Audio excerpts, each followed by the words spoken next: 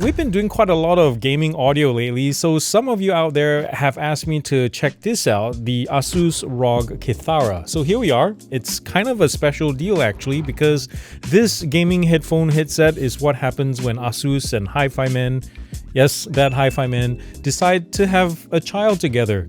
But does this make the Kithara a banger or a bummer? Let's find out after these messages.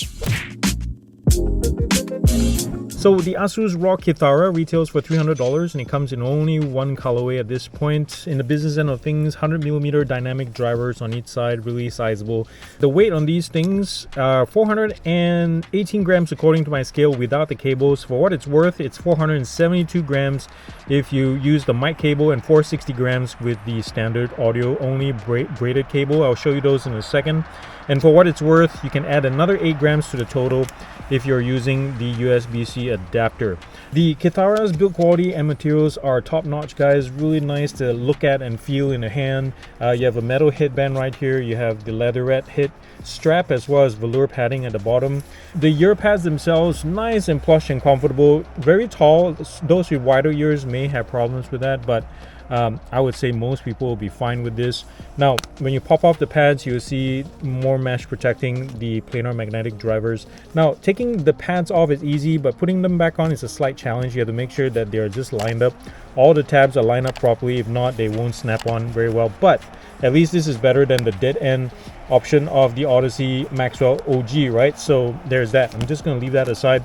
Now, for the rest of the testing, by the way, I'm going to use the stock leatherette ear pads, which is this, which has foam cell inside.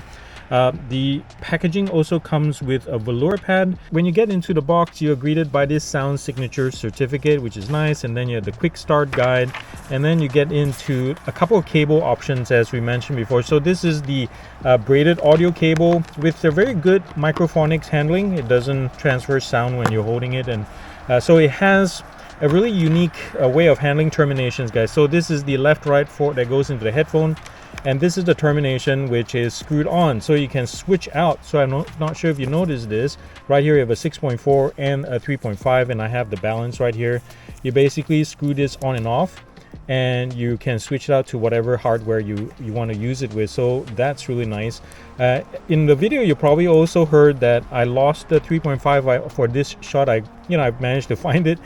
So one thing to note, it doesn't come with a case of any kind, so there's nowhere to store these accessories if you plan to take them with you. The other thing that I did mention a second ago, you have the USB-C adapter. This is for connected to any devices with USB-C audio out, and you want to connect the headphones too. So this adapter has the left-right, or basically you have the mic as well as audio, and you can use this just with the headphone, the regular audio cable only. Just switch it out to 3.5 and plug it to this port. And for the mic cable, and both of these cables, by the way, are 1.8 meters, so really long and tangly. You have the boom mic on one end that goes into the left side, and then the right ending as well, and on the other end you have a split. Sorry about the mess of cables here. You have the split, and it's identified here by red, which goes into the mic, and the green, which also has the headphone symbol, goes into this part. I do like to take my microphones outdoors to test them, because there's a lot of things that can push these, at least in this case, the hypercardioid mics to their max. Testing, 1, 2, 3. Here comes some traffic coming up and down the road. A big truck is coming through in a second. You can hear my voice is a little bit, I would say, I don't know, nasally or something. It's not bad. I like the voice quality, but compared to, say, the Audeze Maxwell 2s that we tested a couple weeks back. Testing, 1, 2, 3. What do you think of that? And of course, there's no electronic noise suppression of any kind, so everything you hear in the background is what you get basically in your game room too. So if you have a noisy fan or noisy kids in the background, or something, a video running, like a TV running, people are going to hear you over your chatter. So there's that. Let me try to remove this for you guys. And oh, that's a tight one. 1 hour later. Man, this Windjammer is on there tight, I'll tell you what. But now you can hear that the fidelity of my voice has increased, the clarity too, at the expense of, say, if you're a close talker or like myself, I'm projecting my voice, not into the mic, but even louder into the camera, you'll hear a lot of occasional wind puffs and S's and things like that. So your listeners may or may not like that. And by the way, how's the handling noise on the mics? And it's very bendable, by the way. Unlike some mics I notice nowadays, they have this fixed form, like a U shape, and there's very limited. This one can go pretty much anywhere, which is really nice. Testing 1 2 3. And by the way, inline on the cable there are controls for volume up down, as well as a really large slider for mute unmute. With these on, you definitely get a sense of spaciousness and where each sound is going and coming from, which means these are pretty sweet for most gaming genres. And I even dare say FPS, with a caveat that you're using these things in a quiet space, like in your man cave, somewhere isolated from PC sounds and exterior noises, considering the open back nature of this. Now, in general, the beauty of planar mags is their speed, their transient response. And I found gaming effects on this, like footsteps and gunfire, to be distinct and clear, even in the frenziest of times. Now, I did notice that there's a rise in the mid-treble region somewhere that boosts details, but also introduces a smidge of shrillness that may be too much for some folks. Something evident in things like hi-hats, the Mario Kart World soundtrack, electronica, EDM, J-pop, K-pop, along those lines. Sub-bass and bass aren't volumetrically strong, but are fantastic qualitatively, which is expected of a modern planar mag setup. One piece of advice I often give folks who are planning to buy their first pair of planar mag headphones is for them to budget also maybe for an eventual amplifier to get the most out of them. The Kithara is honestly so easy to drive and loud by itself, so even though you technically can eke out cleaner and stronger performance with an amp, just save the extra cash you would have needed for one of these on some games. These look less gamery and more audiophile, and I'm fine with that. On most heads, I would say the Kithara looks smart and high-end.